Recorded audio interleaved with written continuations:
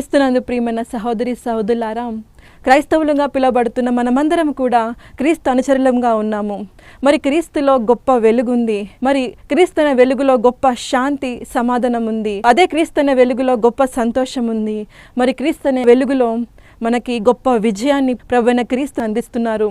అందుకనే 1 కొరింథీయులు 15వ అధ్యాయము 57వ వచనం ఇలా పలుకుతుంది: మన ప్రభువైన యేసుక్రీస్తు మూలముగా మనకు జయం అనుగ్రహించిన దేవునికి స్తోత్రము కలుగును గాక. అదే ఇంగ్లీష్లో but thanks to the God he gives us victory through our Lord Jesus Christ అని రాయబడి ఉంది. అవును ప్రియమైన సహోదరి సహోదరులారా, ప్రభువైన క్రీస్తు యొక్క నామంలో మనకు విజయం ఉంది. ఆయన సర్వశక్తిమంతుడైన దేవుడై ఉండి కూడా ఆయన నిర్మించిన యొక్క మానవ జాతి కొరకు మరి మానవునిగా మారి ఈ భూమి మీదకి దిగి వచ్చి సిలువ పైన మరణించి తన రక్తాన్ని చిందించి తిరిగి పునరుత్థానమయ్యి మరి సాతాను పైన దురాత్మల క్రియల పైన మనకు గొప్ప విజయాన్ని ఇచ్చాడు. మరి అవ్వ ఆదాం పాపం చేసిన దగ్గర నుండి అనేక రకాలుగా ఆ పాపాన్ని బేస్ చేసుకుని సాతాను మానవ జాతిని శోధిస్తూ ఉండగా సాతాను యొక్క తలను చితగొట్టడానికి మన ప్రభువైన క్రీస్తు ఈ భూలోకానికి దిగి వచ్చి ఒక సాతాను ఓడించి మనకు విజయం ఇచ్చాడు. అంతేకాదు ప్రభువైన క్రీస్తుని అంగీకరించిన వెంటనే ఆయన నామాన్ని ఒప్పుకున్న వెంటనే మన జీవితంలో ఉన్న ప్రతి ఓటమి నుండి మనకు విజయం కలుగుతుంది.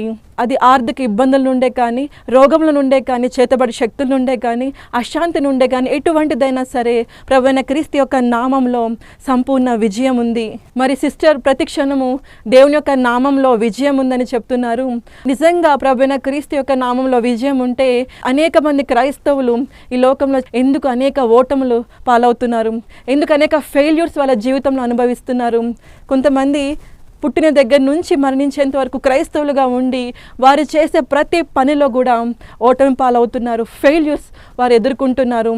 ఆ యొక్క పుట్టిన తర్వాత ఆ యొక్క కుటుంబ జీవితం అంతా ఒక ఫెయిల్యూర్, తల్లిదండ్రులు సరిగ్గా లేక వారి పెరిగే వాతావరణంలో వారికి అపజయము, స్కూల్లోకి వెళ్ళిన తర్వాత ఆ యొక్క పాఠాలు అర్థం కాక, మార్క్స్ సరిగ్గా రాక ప్రతి క్షణం అవమానాలు ఎదుర్కొంటూ అక్కడ అపజయం ఓటమి పాలవుతున్నారు. కాలేజీలో సీట్ దొరకక అక్కడ అవమానాలు ఓటమి పాలవుతున్నారు. తర్వాత ఉద్యోగ విషయంలో తిరిగి అక్కడ ఓటమి పాలవుతున్నారు. ఉద్యోగాలు వచ్చిన తర్వాత కూడా ప్రమోషన్స్, ఇంక్రిమెంట్స్ అన్నిటితో పాటు సమానంగా రాక అక్కడ ఫెయిల్యూర్స్ వారు ఎదుర్కొంటున్నారు. వివాహ బంధంలో అనేక ఫెయిల్యూర్స్. క్రైస్తవులు అనేక మంది నాకు ఫోన్ చేసి ముఖ్యంగా వివాహ బంధంలో వారు ఎదుర్కొంటున్న ఓటమిని వారు చెప్తున్నారు. ఎంతో ఆశతో వివాహ జీవితంలోకి అడుగుపెట్టి తర్వాత భార్య వల్ల, భర్త వల్ల అనేక శ్రమలను, కష్టాలను, శోధనలను ఎదుర్కొంటున్న క్రైస్తవులు అనేక మంది ఉన్నారు. అంటే వారి జీవితంలో ఎక్కడ కూడా విజయం అన్నది లేదు. అలాంటప్పుడు ప్రభువైన క్రీస్తు నామములో శక్తి, బలం ఉంది, విజయం ఉందని ఎలా చెప్తున్నారు అని మీరు నన్ను ప్రశ్నించవచ్చు. ప్రియమైన సహోదరి సహోదరులారా, spirit of failure and disappointment అంటే ఓటమి మరియు అపజయాన్ని ఇచ్చే దురాత్మ మానవుల్ని ప్రతి క్షణం వెంటాడుతూ ఉంటుంది. ముఖ్యంగా క్రైస్తవులని వారు ప్రభువైన క్రీస్తుని అంగీకరించారు కనుక ఏ విధంగా అయినా వారిని పడేయాలని వారిని వెంబడిస్తూ ఉంటుంది. మీరు అనుకోవచ్చు ఆ దురాత్మకు మమ్మల్ని పడేయడం వల్ల దానికి ఏం లాభం వస్తుంది అని. ప్రియమైన సహోదరి సహోదరులారా, మనమందరం కూడా మన ప్రభువైన క్రీస్తు యొక్క బిడ్డలము. ఆయన అంగీకరించిన వెంటనే ఆ చీకటి రాజ్యం నుండి మనం వేరు చేయబడి ఆయన వెలుగులో మనం పాలి భాగస్థలం అవుతాము. అందుకనే ఆ వెలుగు నుండి నిన్ను తిరిగి చీకటికి నడిపించడానికి సాతాను తన శత విధాల ప్రయత్నం చేస్తూ ఉంటుంది. అందుకనే వాక్యం పలుకుతుంది, నువ్వు జాగ్రత్తగా ఉండు, నీ శత్రువైన సాతాను గర్జించు సింహం వలె నేను ఎప్పుడు మింగుదమా అని ఎదురు చూస్తూ ఉంటుందని చెప్పి. సాతాను యొక్క మెయిన్ టార్గెట్ ఏంటంటే ఆ మనిషిని పట్టుకుని ఆ యొక్క మనిషిని జీవితాన్ని ఒక ధ్వంసం చేసి అతనికి నిరాశ, నిస్పృహలు ఇచ్చేసి అతని జీవితాన్ని మొత్తం అంతం చేసి ఆఖరికి ఆ వ్యక్తి దేవుణ్ణి దూషించి దేవునికి దూరం అయిపోయి మరి సాతాను యొక్క చీకటి నడిపించబడాలని సాతాను యొక్క ప్లాన్. ప్రియమైన సహోదరి సహోదరులారా, మానవుడు పుట్టిన దగ్గర నుంచి అనేక డ్రీమ్స్, కలల ద్వారా బతుకుతూ ఉంటాడు. నాకు జీవితంలో ఆ గోల్ ఉంది సిస్టర్, నాకు జీవితంలో నేను ఐఏఎస్ పాస్ అవ్వాలనుకుంటున్నాను, ఐపీఎస్ పాస్ అవ్వాలనుకుంటున్నాను, డాక్టర్ అవ్వాలనుకుంటున్నాను, ఏదైనా బిజినెస్ పెట్టాలనుకుంటున్నా, నా కోసం ప్రార్థన చేయండి అని. నాకు చిన్నప్పటి నుంచి ఇది ఒక గోల్ అండి అని చెప్పి చాలామంది ఫోన్ చేసి ఇంటికి వచ్చి నన్ను అడుగుతూ ఉంటారు. ఇవన్నీ వాళ్ళ డ్రీమ్స్. అంటే ఎన్నో ఆశలు, నా జీవితం ఇలా ఉంటుంది, తర్వాత కాలం నేను ఇలా జీవిస్తాను అని ఎన్నో గోల్స్తో జీవిస్తూ ఉంటాడు మనిషి. దానికోసం శత విధాల ప్రయత్నం చేస్తూ ఉంటాడు. మరి ఒక సాతాన్ యొక్క ప్లాన్ ఏంటంటే మానవుడు ఏదైతే ఆ కలల రాజ్యాన్ని నిర్మించుకున్నాడో ఆ యొక్క రాజ్యం కూడా దేవుడి పైన విశ్వాసంతో క్రైస్తవుడు నిర్మించుకుంటాడు. నా దేవుడు గొప్పవాడు, నా దేవుడు విజయాన్ని ఇచ్చేవాడు, తప్పకుండా నా కల నిజం చేస్తాడని చెప్పి ఆ యొక్క పరిపూర్ణ విశ్వాసంతో మరి యొక్క మానవుడు ఆ కళల రాజ్యాన్ని నిర్మించుకుంటాడు. మరి అటువంటి విశ్వాసంతో ఆ మానవుడు ఆ కళల్ని నిర్మించుకున్నప్పుడు ఒకేసారి ఆ యొక్క సాతాను ఆ కళల్ని బ్రేక్ చేస్తే ఎంత నిరాశకు, ఎంత డిసప్పాయింట్మెంట్కి మానవుడు లోనవుతాడో అర్థం చేసుకోండి. అంటే సైటన్ main plan is to break the dreams of the human beings. సాతానికి చాలా బాగా తెలుసు ఎక్కడ మానవుడు పడిపోతాడంటే, అతను కట్టుకున్న కళల రాజ్యాన్ని కొట్టినప్పుడు, అది పూర్తిగా నాశనం చేయబడినప్పుడు అప్పుడు మానవుని యొక్క మనసు విరిగిపోతుందని, దేవుణ్ణి దూషించి విశ్వాసాన్ని కోల్పోయి నాస్తికునిగా మారిపోయి దేవునికి దూరం అవుతాడని సాతానికి చాలా బాగా తెలుసు. అంతేకాదు, అనేక మంది క్రైస్తవులు వాళ్ళు కట్టుకున్న కళలు ఒక్కసారి కుప్పకూలిపోయినప్పుడు అది తట్టుకోలేక ఆత్మహత్య చేసుకున్న వాళ్ళు అనేక మంది ఉన్నారు. ఆ విధంగా సాతాను మానవుని శోధించి బాధించి కష్టాలకు లోను చేసి మానవుని యొక్క కళలను చెదరగొట్టి నిరాశకు నిస్పృహలోని చేసి తన రాజ్యంలో చేర్చుకుంటుంది. ప్రియమైన సహోదరి సహోదరులారా, సాతాను మానవునికి ఏ విధంగా అపజయాన్ని ఇస్తుందో ఇప్పుడు చూడండి. మొదటిగా మానవుడికి జీవితంలో ఏదైతే కావాల్సిందైతే ఉందో అది చాలా అవసరం జీవనాధారానికి, అటువంటిది లేకుండా చేస్తుంది. అంటే కనీస అవసరాలు కూడా లేకుండా తీసివేయడం అన్నమాట. మన ప్రభువైన క్రీస్తును అత్యంతంగా అంగీకరించిన మనుషుల్లో ఉన్న కనీస అవసరాలను, ఆ యొక్క కుటుంబాన్ని పోషించుకోవడానికి కావాల్సిన కనీసమైన వసతులు కూడా లేకుండా తీసివేయడము సాతానికి బాగా తెలుసు. లూకా సువార్త 5వ అధ్యాయము 1వ వచనం నుండి 10వ వచనం కనుక మీరు చదివినట్లయితే, అక్కడ పేతురు తనతో పాటు ఇంకొంతమంది వ్యక్తులు మరి రాత్రంతా కూడా కష్టపడి వలలు వేస్తూ చేపలు పట్టాలని ప్రయత్నం చేస్తూ ఉన్నారు. మరి వాళ్ళు జాలరులు కనుక వాళ్ళ వృత్తే చేపలు పట్టే వృత్తి. ఆ చేపలు పడితే కానీ వారి కుటుంబాన్ని పోషించుకోలేరు. ఒక్కసారి ఊహించుకోండి, చూడడానికి సముద్రం ఎంతో విస్తారంగా ఉంటుంది. ఏ మానవ మాతుడు ఆ సముద్రాన్ని కొలవలేడు. ఆ సముద్రంలో కొన్ని కోట్ల రకాల జాతుల చేపలు ఉంటాయి. ఎందుకని మరి పేతురికి కానీ అతనితో పాటు ఉన్న వాళ్ళకి కానీ ఆ రాత్రంతా కష్టపడిన ఒక్క చేప కూడా ఆ వలలో పడలేదు. ఈ వచనంలో దేవుని మహిమార్థం కోసము తర్వాత ఈ కార్యం జరిగింది. కానీ చాలామంది క్రైస్తవుల్లో చూడ్డానికి వనరులు విస్తారంగా ఉంటాయి, కానీ అందులో వారికి కావాల్సిన అసలు జీవనాధారాన్ని వాళ్ళు ఏమాత్రం సంపాదించుకోలేరు. విస్తారంగా సాతాను విస్తారంగా చూయిస్తుంది, కానీ వారికి కావాల్సిన ఉపాధి కానీ వారికి జీవితానికి కావాల్సిన అసలుది కానీ వారికి దొరకకుండా చేస్తుంది, నిరాశకు నిస్పృహకు లోని చేస్తుంది. ఆ విధంగా మానవుని యొక్క ఆశను ఒక్కసారి కుప్పకూలు చేస్తుంది. ఈ విధంగా మానవుడు తన జీవితం పైన ఆశను కోల్పోతాడు. ఇంతగా నమ్మినా సరే నా దేవుడు నాకు ఎందుకు సహాయం చేయలేదు, నా ముందు ఇంతగా ఉంచాడు కానీ నాకు ఏది దక్కకుండా చేస్తున్నాడే అని చాలామంది కన్నీళ్లు కారుస్తూ విశ్వాసాన్ని కోల్పోయే సంఘటనలు చాలా ఉన్నాయి. రెండో విధంగా ఏ విధంగా సాతాను మానవుణ్ణి బాధ పెడుతూ మానవు నిరాశకు లోను చేస్తుందంటే, ఉన్నది కాస్త ఊడిపోయిందంటారు చూసారా, ఆ విధంగా ఉన్నదే అదొక్కటి జీవనాధారానికి మానవునికి, అది కూడా లేకుండా తీసేస్తే అప్పుడు మానవుడు ఏమైనా దేవుని విశ్వసిస్తాడా? తండ్రి నాకున్నది ఇదొక్కటే కదా తండ్రి, ఇదే ఉద్యోగం కదా తండ్రి, 10 మంది ఉన్నాము, మరి అందరికీ కలిపి నేను ఒక్కడనే ఉద్యోగం చేసి ఆ ఉన్న జీతంతో ఆ కుటుంబాన్ని పోషించుకుంటున్నాను, అది కూడా లేకుండా చేసావేంటి తండ్రి అని ఇంకా అనేక రకాలుగా మానవులు ఉన్నది కాస్త లేకుండా పోయినప్పుడు బాధపడిన సంఘటనలు ఎన్నో ఉన్నాయి. అది లేకుండా చేసేది దేవుడు కదండి ప్రియమైన సహోదరి సహోదరులారా, అది లేకుండా చేసేది మన శత్రువైన సాతాను. మీరు కనుక 2వ రాజులు 6వ అధ్యాయం 1 నుంచి 7వ వచనం కనుక చూసినట్లయితే, అక్కడ ఒక వ్యక్తి గొడ్డలి తీసుకుని తన జీవనాధారం కోసము కొమ్మలు నరికి ఆ కుటుంబాన్ని పోషించుకోవడానికి వెళ్తున్నాడు. ఎప్పుడైతే అతనుకున్న ఒకే ఒక గొడ్డలితో ఆ కొమ్మలు నరుకుతున్నాడో, ఆ ఉన్న గొడ్డలి కాస్త నీళ్ళలో పడిపోయింది. మరొకసారి నీళ్ళలో పడిపోయిందంటే అది దొరకడం చాలా కష్టము. పేదవాడైన ఆ వ్యక్తికి ఉన్నదే అదొక గొడ్డలి. దానివల్ల ఆ యొక్క కట్టెలను తీసుకెళ్ళి అమ్ముకుని తన కుటుంబాన్ని పోషించుకుంటున్నాడు. అది కాస్త కూడా పడిపోతే అప్పుడు అతని పరిస్థితి ఎలా ఉంటుందో అర్థం చేసుకోండి. ఈ విధంగా ఉన్నది కాస్త తీసేసినప్పుడు మానవుడు దేవుని దూషిస్తాడు. కన్నీళ్లు కార్చి దేవునికి దూరం అయిపోయి నిరాశకు నిస్పృహకు లోనైపోయి తన ఆత్మహత్య చేసుకోవడమో లేదా పూర్తిగా దేవుణ్ణి మర్చిపోయి అంధకారం వైపు జీవించడమో చేస్తాడు. ఈ విధంగా మానవుణ్ణి దేవునికి దూరం చేస్తూ సాతాను ఆనందిస్తూ ఉంటుంది. మీరు చాలాసార్లు చూసే ఉంటారు, చాలామంది ఆ క్షణానికి ఆ రోజుకి మరి వాళ్ళ కడుపుకి ఆహారం సంపాదించుకునే వాళ్ళు చాలామంది ఉంటారు. ఏ పూటకి ఆ పూటకి ఆహారాన్ని సంపాదించుకునే వాళ్ళు చాలామంది ఉంటారు. అలాంటి వాళ్ళకున్న ఆ ఉన్న గుడిసెలు కూడా కాలిపోవడము అనేకసార్లు మీరు టీవీలో వార్తల్లో చూస్తుండొచ్చు. ఉన్న ఆధారం కాస్త ఉన్నదే ఒక వ్యక్తి, ఆయన కూడా చనిపోవడము, చిన్నపిల్లలతో సహా ఆ యొక్క స్త్రీలు అనేక మంది రోడ్డున పడిన వాళ్ళు, అడుక్కుని తినే వాళ్ళు చాలామంది ఉన్నారు. ఇదంతా కూడా సాతాను ఆ ఉన్నది కాస్త తీసేసి వాళ్ళ జీవితాన్ని అంధకారం వైపు నెట్టివేస్తూ ఉంటుంది. ఇంకా దేవుడు అన్నవాడు ఉంటే మాకెందుకు ఇలాంటివి జరుగుతాయని చెప్పి నిరాశకు లోను చేస్తూ ఉంటుంది. ఎటు చూసిన ఫెయిల్యూర్స్ ఇస్తుంది. ప్రతి అడుగులో కూడా ఒక ఫెయిల్యూర్, ఓటమి వాళ్ళు పాలవుతారు. వాళ్ళని ఆ సాతాను వెంబడిస్తూ వారు ఏ మంచి పని తలపెట్టాలన్నా అది లేకుండా చేస్తుంది. దాంట్లో ఫెయిల్యూర్ వచ్చేలా, ఓటమి వచ్చేలా చేస్తుంది. ప్రియమైన సహోదరి సహోదరులారా, మొదటి ఉదాహరణలో చూసుకుంటే ఎప్పుడైతే పేతురుకు వలలో చేపలు పడలేదో ఆ క్షణం ప్రభువైన క్రీస్తు వచ్చినప్పుడు విస్తారంగా చేపలు పడ్డాయి.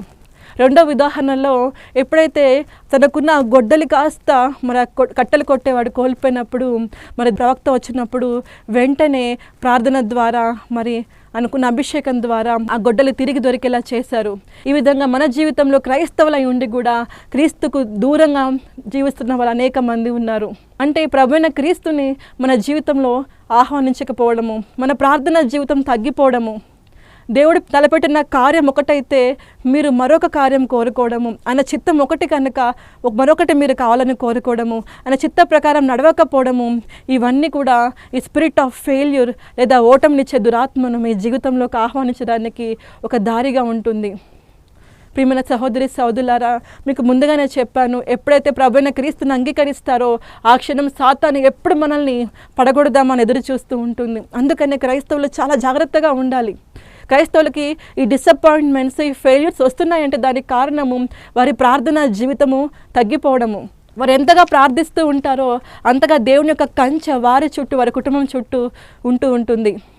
ఎంతగా వాళ్ళు ప్రార్థన దిగజారిపోతారో ఉన్న కంచె తొలగిపోతూ ఉంటుంది. అంటే ఆ కంచె ఎప్పుడైతే తొలగిపోతుందో ఆ యొక్క సందు చూసుకుని ఆ రంధ్రాల నుండి ఆ యొక్క సాతాను మన జీవితంలోకి ప్రవేశిస్తూ ఉంటాడు. ఆ కంచె ఎంతగా నువ్వు ప్రార్థిస్తావో, దేవుని యొక్క కాపుదల కొరకు అడుగుతూ ఉంటావో అంతగా దేవుని యొక్క కాపుదల నీకు ఉంటుంది. అందుకనే ఇంట్లో తల్లి ప్రార్థన చాలా అవసరము. తల్లి ఎంతగా ప్రార్థిస్తుంది తన కుటుంబం కొరకు అంతగా ఆ కుటుంబం దీవించబడుతుంది. తల్లి కనుక ప్రార్థించకపోతే ఆ కుటుంబము అనేక కష్టాలు నష్టాల బారిన పడుతుంది. తల్లి ఒక్కరే కాదు, కుటుంబంలో ప్రతి ఒక్కరు కూడా కుటుంబం ప్రార్థన చేసుకుంటూ ప్రతి క్షణం వారి చుట్టూ, వారి కుటుంబం చుట్టూ, పిల్లల చుట్టూ, భార్య భర్తల చుట్టూ ఆ కంచె కోసం దేవుణ్ణి అడుగుతూ ఉండాలి. అంతేకాకుండా ప్రియమైన సహోదరి సహోదరులారా, మనం దేవుని చిత్తాన్ని తెలుసుకోవాలి. వివాహం విషయంలో కానీ, ఉద్యోగం విషయంలో కానీ, చదువు విషయంలో కానీ దేవుడు నా జీవితంలో తన చిత్తం ఏంటి అని తెలుసుకుని ఆ విధంగా మనం వెళ్తూ ఉండాలి. మన ప్రభువైన క్రీస్తు తన చిత్తాన్ని మన జీవితంలో అనేక రకాలుగా బయలుపరుస్తూ ఉంటాడు.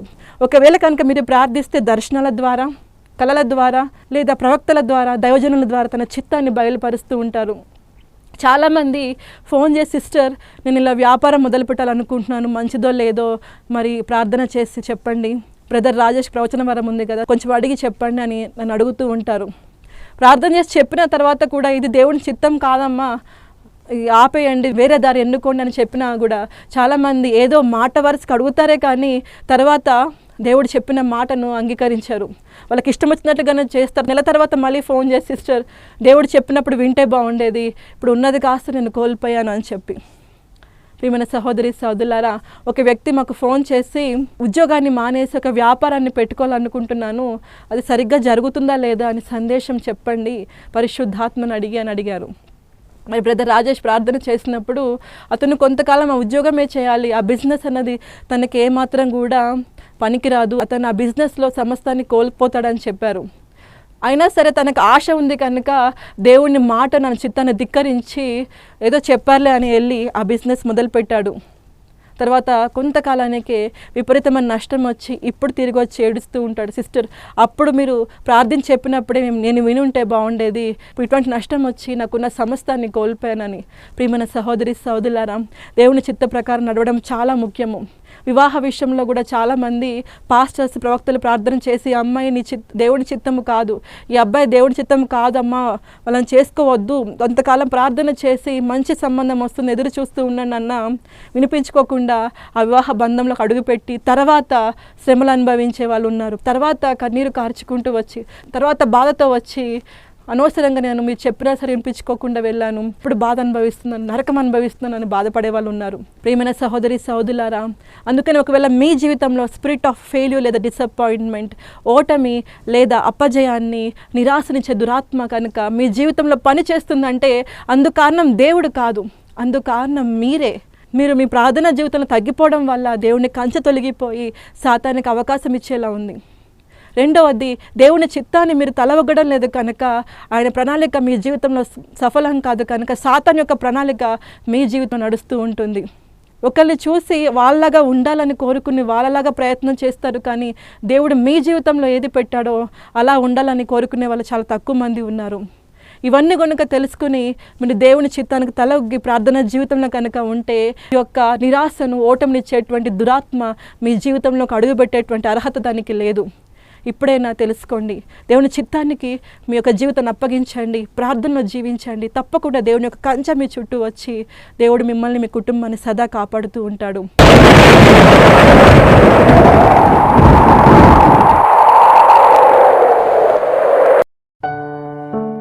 తండ్రి, కుమార, పరిశుద్ధ ఆత్మదేవ మీకు స్తోత్రములు. తండ్రి, సర్వశక్తిమంతుడా మీకు స్తోత్రములు.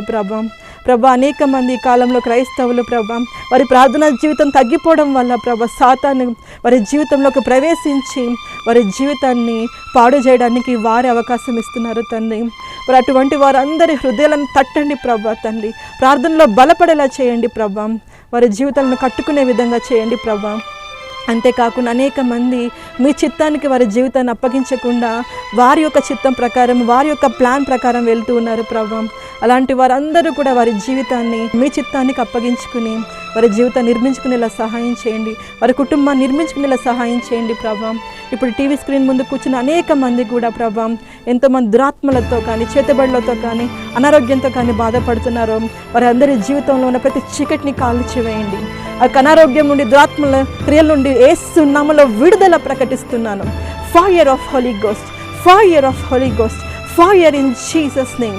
I break the chains of Satan connecting them. యేసు నామములో వారి జీవితాన్ని బంధించి ఉన్నాం, చీకటి శక్తులను కాల్చి వేస్తున్నాను తండ్రి. వారి ప్రతి సాతాను బంధకాల నుండి వారిని విడుదల అనుగ్రహించండి.